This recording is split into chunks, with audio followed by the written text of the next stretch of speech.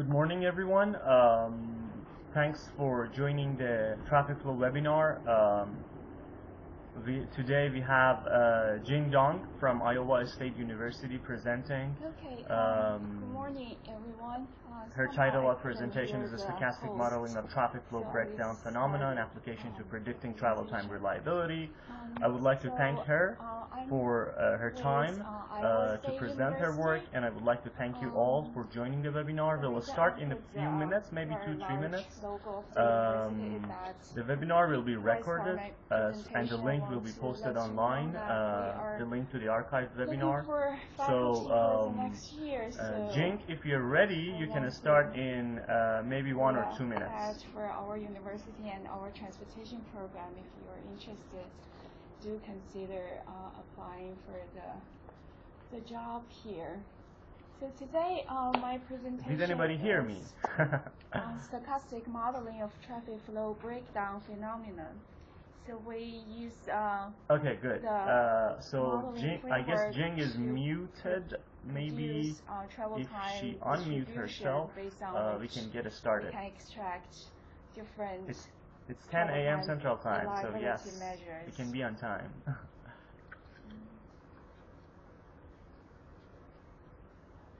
Hi, Jing. So the presentation is mostly based on the first paper that I showed here that was published. Jing, you can start whenever you're ready. In the IEEE transaction on ITS. And towards the very end of the presentation, I added one slide that's from the result from a newer paper that we're going to present in the ITSD conference next month. So I will just briefly introduce that work, but it's mostly based on the first paper.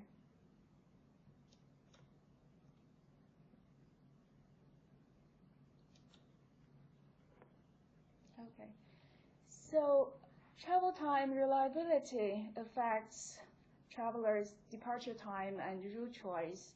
In the context of free transportation, it might also affect regulatory policies and business decisions, whether you want to do an off-peak hour delivery to avoid the congestion and unreliable travel time, or other sorts of policies that might apply to the free transportation sector. As we know, there are this is the right slide. There are many factors which affect the reliability of travel time. For example, I live in a college town in the Middle West. Where I live, there are a lot of snow days in the winter and a lot of road construction projects happening during the summer, and in between, of course, there are football games. So all of this would affect the reliability of the travel time. And there has been a significant effort that has been made in terms of understanding and measuring different travel time reliability measures. I just list very few papers here as an example. There are a lot more literature that you can find.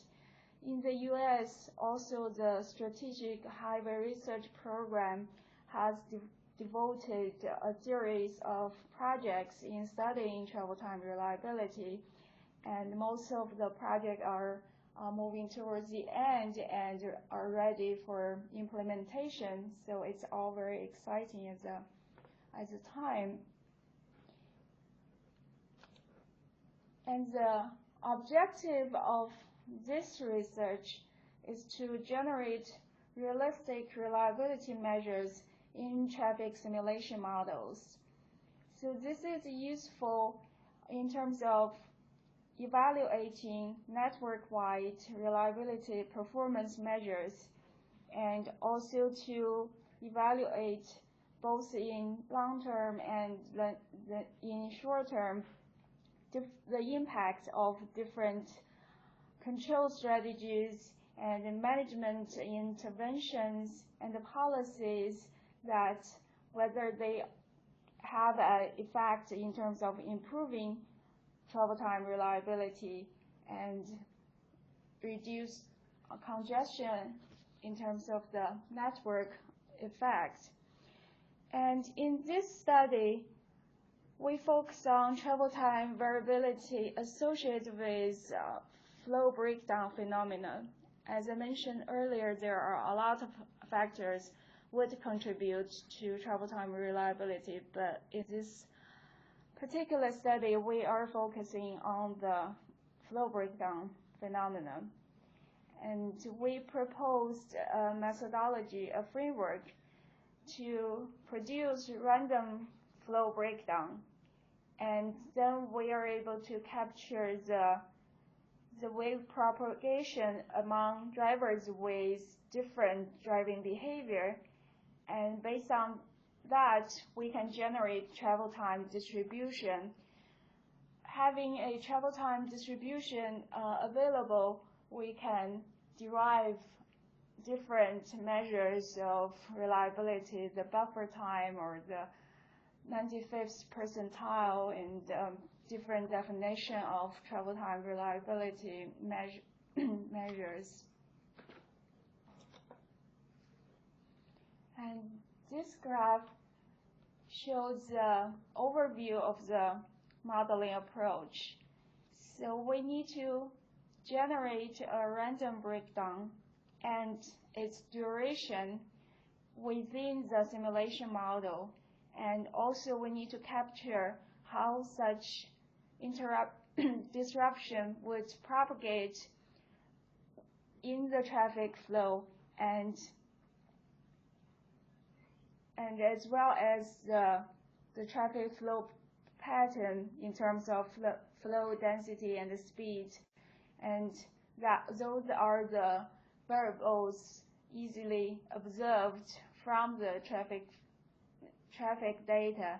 So we want to produce such traffic flow patterns that's consistent with the observations that we can measure from in the field.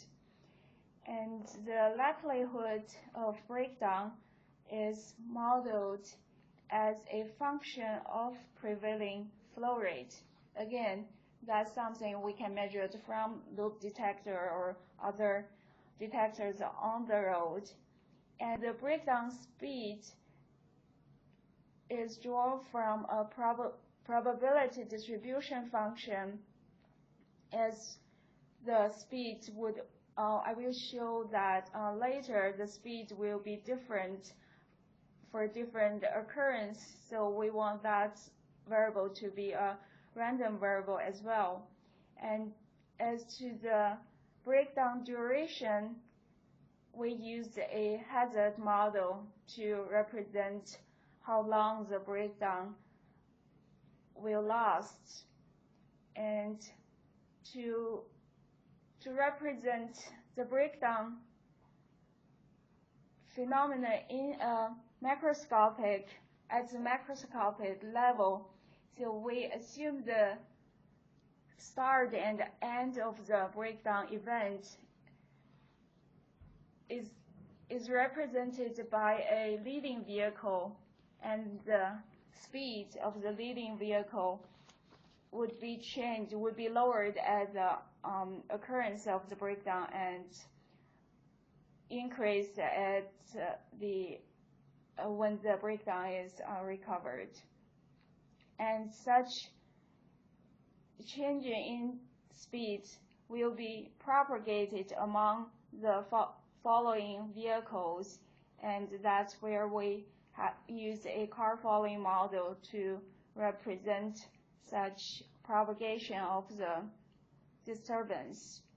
And then we move back to the macroscopic level and to look at the collective effect of the individual driver's behavior, and we look at the flow rate, densities, and the speed of the traffic, and this way we will project all these macroscopic variables onto a fundamental diagram, which I will show you in a minute.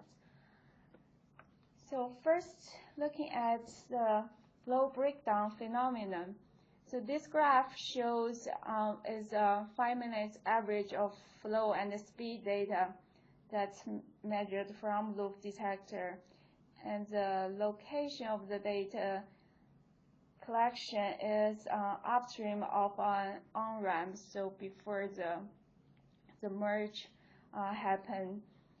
And it's aggregated data that's aggregated at 5-minute time interval and also average over all lanes.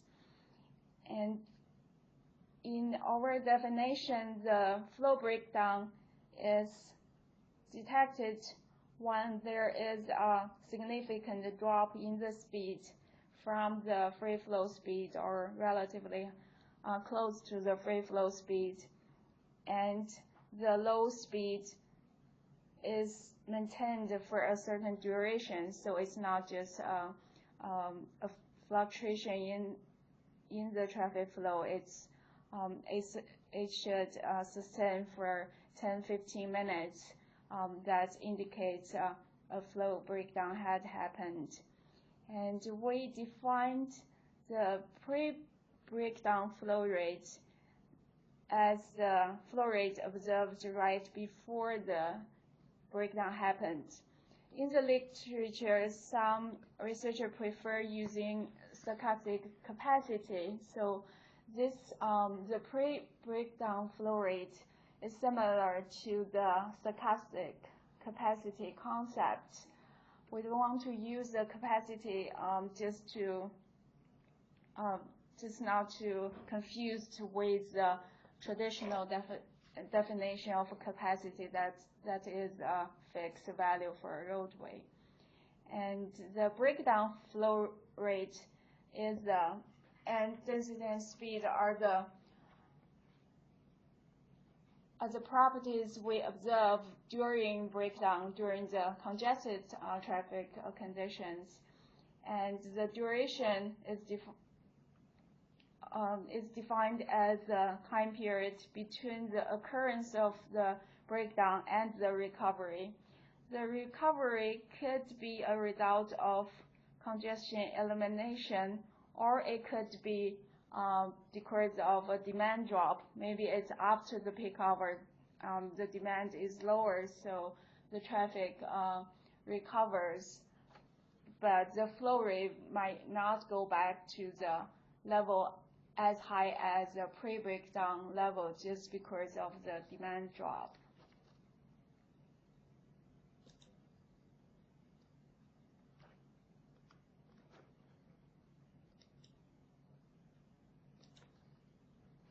Somehow the slide doesn't show. There are a couple more graphs. I couldn't see it on my screen. I will just describe that. So in this slide, I want to show an example of flow breakdown might happen at different flow rate. So the only graph that shows here, compare 2 days, the flow breakdown on one day might happen at a higher flow rate, and then the next day it might happen at a lower flow rate. And after it happens, the speeds would be different. So the breakdown speed could be higher or lower during the congested traffic condition. That's an indicator of how serious the congestion is. And the average breakdown speed and its duration will affect the delay that traveler would experience during the breakdown period. so this graph doesn't work. And that's why we use a stochastic model to represent the flow breakdown phenomenon. We don't assume breakdown happens only when the flow exceeds the traditional defined capacity. Rather, the breakdown might happen at any flow rate, but with a probability. At a higher flow rate, of course, there is a greater likelihood for traffic breakdown to happen. At a lower flow rate, there is less likely for such further breakdown to happen. So one way to implement the probabilistic breakdown in traffic models is to introduce a random variable for breakdown occurrence. And this random variable is flow dependent. So the equation doesn't show well on my screen, but this equation shows a Weibull distribution for the probability of breakdown occurrence, and the distribution is based on the pre-breakdown flow rate. If you look at the graph on the lower left side, it's the cumulative distribution function and the PDF of the Weibull distribution. In this particular case, the flow rate will not reach beyond 2,300 vehicles per hour per lane. So that's where the solid line ends, and we plotted the higher flow rate level just to complete the curve, but there is no observation beyond that point, so that's constrained by the roadway capacity. And looking at the flow chart on the right, so this is how we generate stochastic flow breakdown in the simulation model. Basically, for each simulation run that produces one realization of the underlying stochastic process, we use a Monte Carlo draw to determine whether a flow breakdown would occur at the prevailing flow level. So if it's a higher flow rate level, there is a higher probability of flow breakdown that would happen. And if a breakdown occurs, then we will generate a realization from a duration model that decides how long this breakdown will last. And also we will draw a random number to determine the breakdown speed, the speed during the breakdown occurrence. So both of the duration and the speed would indicate how congested the traffic state is during the breakdown. And since the pre-breakdown flow rate distribution function is a function of prevailing flow rate, that's a measure we can readily collect data from the loop detector so that we can easily to calibrate this portion of the model.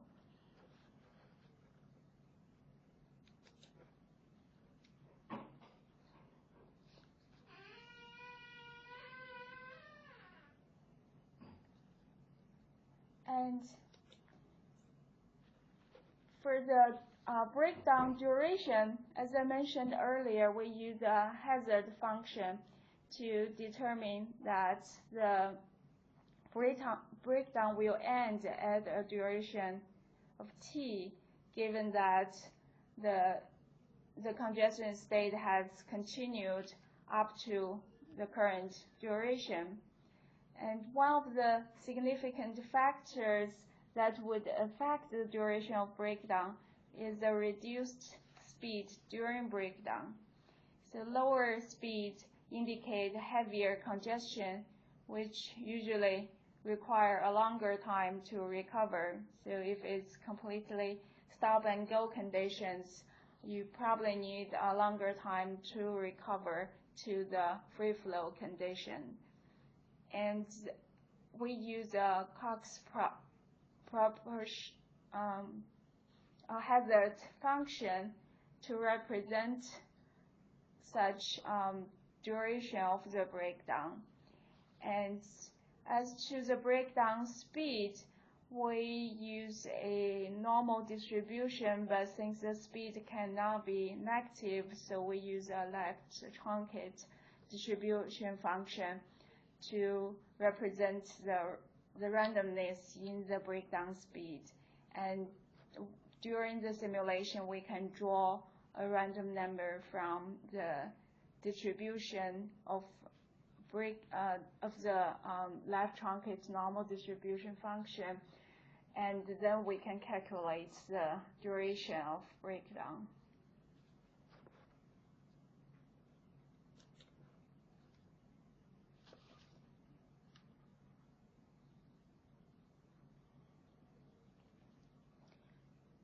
Now, after the breakdown is modeled, and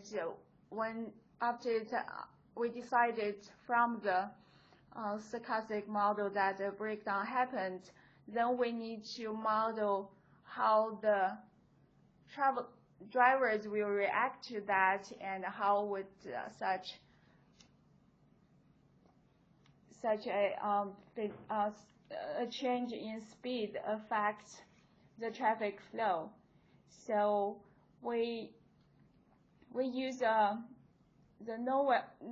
in this presentation, or the first paper I listed at the very beginning, we use a simple model that's from the Newell's car following model. So this is most of you probably know that, are familiar with this model. So this is a simple car following model that only have two parameters for each vehicle. So that's space displacement. So how far you are from the leading vehicle, and time displacement. And if you look at the graph on the upper right side, the leading vehicle is vehicle 1, and the following vehicle, the second vehicle, would keep a space and time displacement in the time and space graph. And this way we can determine the trajectory of the second vehicle based on the trajectory of the first vehicle. It's just a shift in the space-time domain. And we want to account for the different driving behavior among different drivers. So we allow the parameter, the d and tau in this case, to vary among different drivers. So there is a subscript k that represents for each driver, these two parameters would be different, and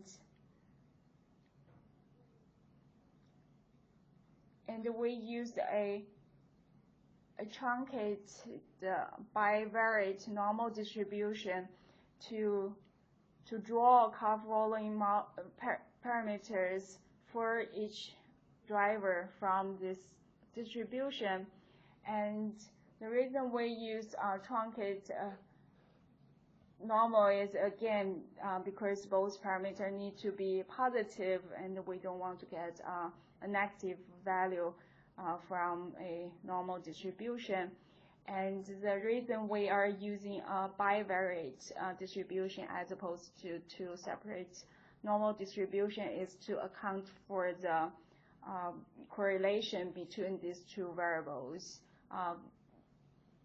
So in the correlation matrix, there are you can specify the correlation between these two variables, and following the Noel's car-following model, but allowing the stochastic parameters, we can derive. If you look at the graph on the lower side, we can calculate the wave speed, which is dk divided by tau k, and that would vary from driver to driver.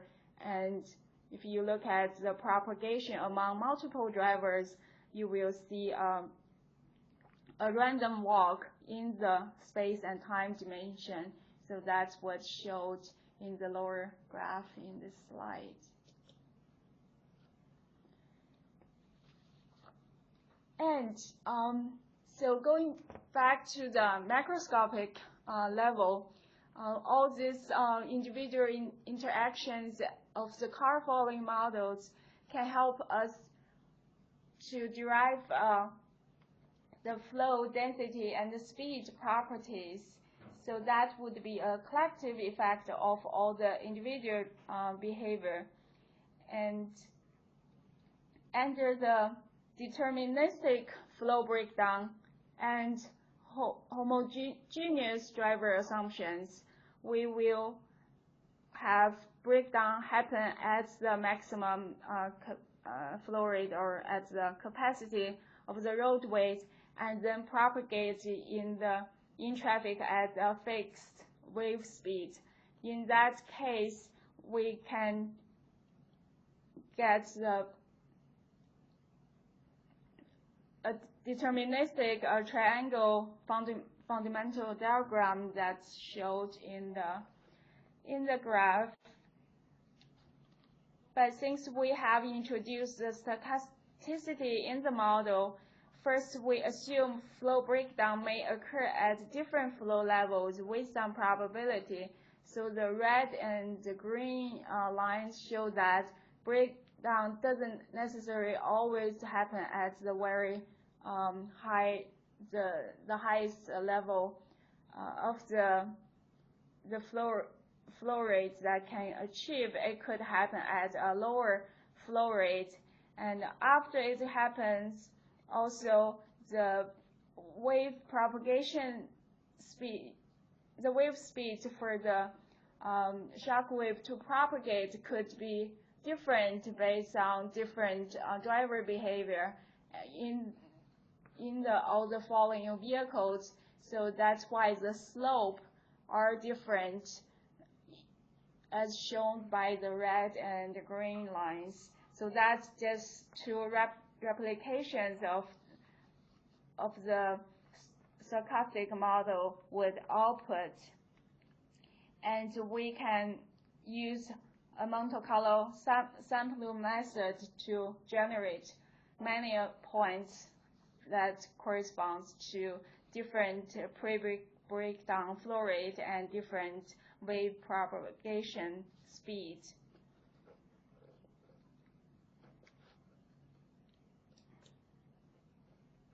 So this is a case study we did. So we use a Monte Carlo simulation to produce morning peak traffic condition over 1 year. So we have 365 days, and on some days traffic breakdown didn't happen, so we will have a free flow or close to free flow traffic condition. So that's in the observed and the simulated graph in the lower lower portion of the slide. That's shown in the blue dots. So that's when the flow breakdown didn't happen, and either flow rate is low or it's at a higher flow rate, but the speed is kept flowing. And the rest of the day, that's when the breakdown happened, and that's where we apply the stochastic model to capture the flow and the speed and density during the breakdown. So that's the red dots in the simulated graph, and we also have the observed values that's showing on the left side.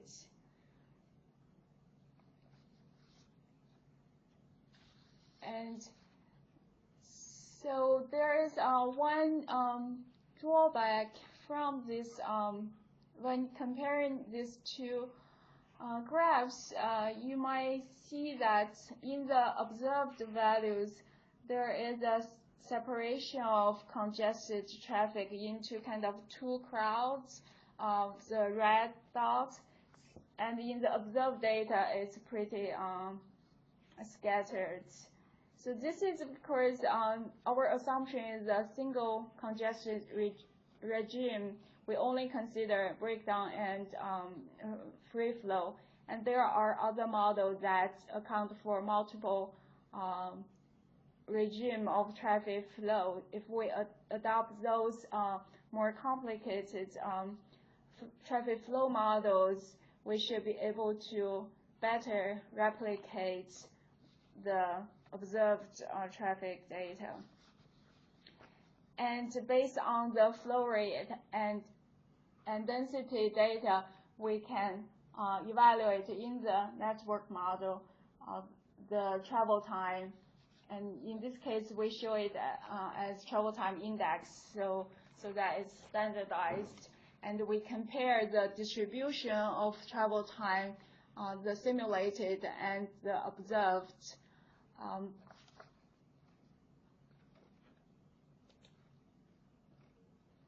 And this slide shows, this is based on the follow-up study we did. That's a paper I mentioned at the beginning. That's a second paper we're going to present at ITSC conference next month. So we extended the work to use our more realistic and complicated car following model. Instead of using the Newell's model, which only has two parameters to work with, we used a stochastic risk-based acceleration model that's that was proposed by Handa and Mamasani in 2008. And in this model, we have 5 parameters that we can work with, and we can also link the reliability to the safety measures, because some of the parameters in this acceleration model can be easily linked to safety aspect. And in the lower left side, we show the speed distribution of the simulation output, and on the right side, that's the travel time distribution produced from this model. So it doesn't look very similar to what I just showed you in the previous slide. That's because we're using a different site and a different data set for this study, so there's not really comparable in terms of the travel time distribution at these two different sites. So in summary, this study is to propose a methodology to model flow breakdown and its duration as a combined result of stochastic breakdown process and the individual behavior of in terms of car following models.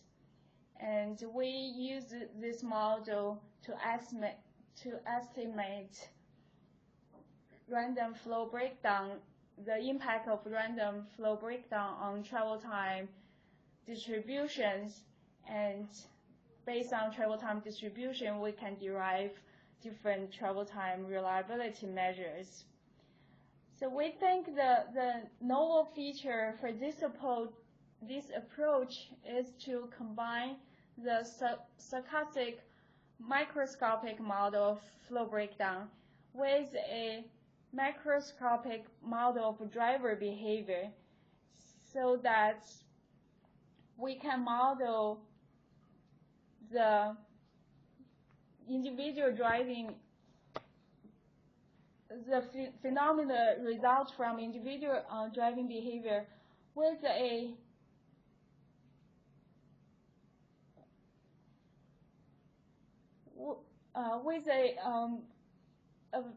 phenomena that we can observe at an aggregated level. So the benefit of such approach is that we can use data that's collected from different sources. In many cases, the loop detected data are easy to obtain on the freeways. But if you want to get the individual driving behavior data, that would be more costly and difficult to obtain. So this approach can help us to use the different data source, and whether it's at an individual level and at an aggregated level, and we can use that to calibrate the model and to evaluate different applications. So that's why we presented the model to have both the flow density level of information and also the individual behavior parameters in the model. So that's my last slide. I would take any questions. I'm not sure how that works, so.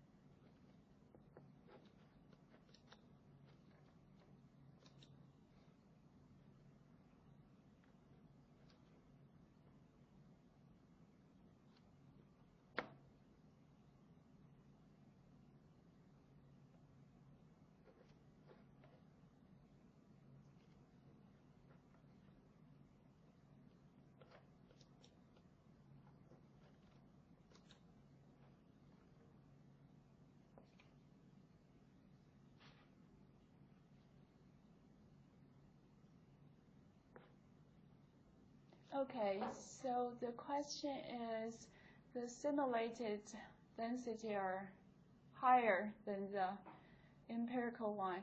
Yeah, there are few cases we don't, so in the car following, for this study, the car following parameters, we don't have the data to calibrate it. So we can produce a pattern that matches the reality, but the exact values that's produced from the car following model, that's difficult to justify. So one of the future work for this is to calibrate the car following model. So as I mentioned earlier, it's very difficult to collect trajectory data and to use that to calibrate the model at the site you wish to have data with. So at this site, we have detector data so that we can calibrate the flow breakdown distribution, but we don't have the trajectory data of the individual driver behavior. So that's why the results are not as comparable to the empirical data that we would like to have. Yeah.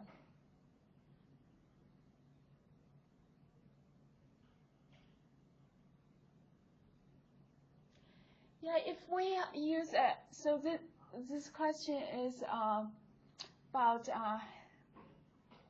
so again, if we use a traffic flow model that allow us to model multiple regime during the congestion states, we might be able to get the hysteresis from that. Currently what we used is just to distinguish breakdown happen or not happen, so there is free flow or congested. We don't model multiple regimes during congestion, so that's also a drawback of the model we use to produce the data, and that's why you don't see the multiple regime in the red dots.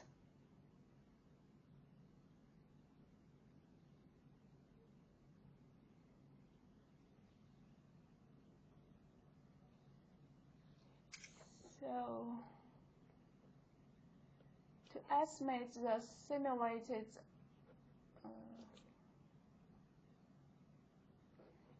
so here is what we did.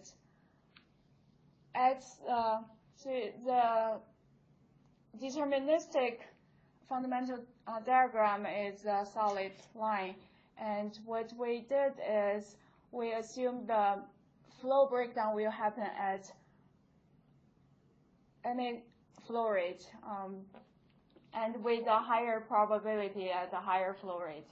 So in the red line shows the breakdown happened at a relatively low flow rate, and the green line shows breakdown happened at a higher flow rate.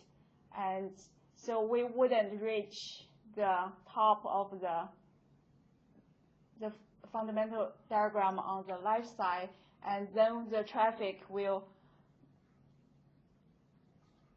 get congested, and then that's a wave propagation. That's the slope of this line shows. And based on this equation doesn't show up well on my screen, but I don't know if you can see. So then we solve for these two linear equations. We can get the breakdown speed and the flow propagation speed at the intersect that produce 1 point of the scatter that I show on the next step. And the green line, the same way we can show the 1 point that's simulated. So that would represent one replication of the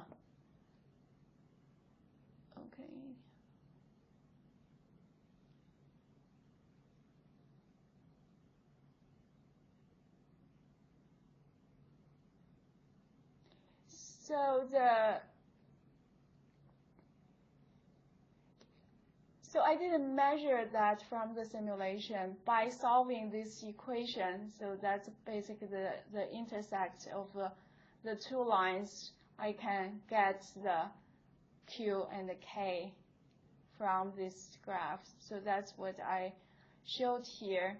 So there is one line that represents one linear equation, and either the red or green line represent the other equation.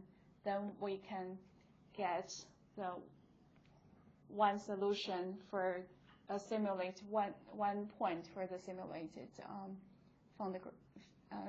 fundamental diagram.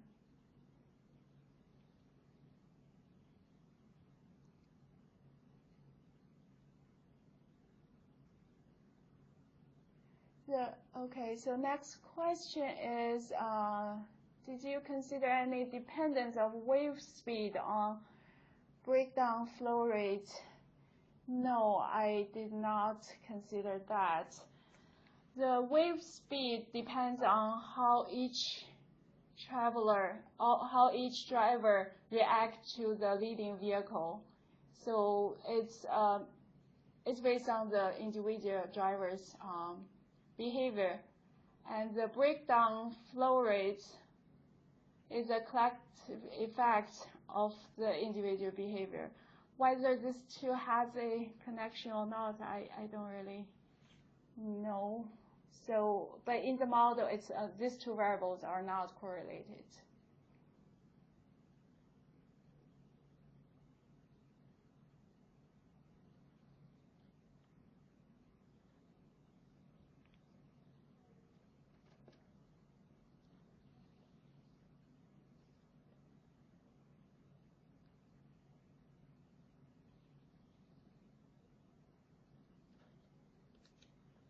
Thank you.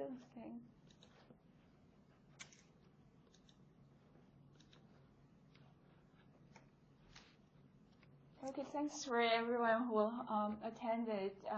And if you have other questions, just send me an email. My email is on the cover page of the slide, and I would be happy to answer any questions. Thanks.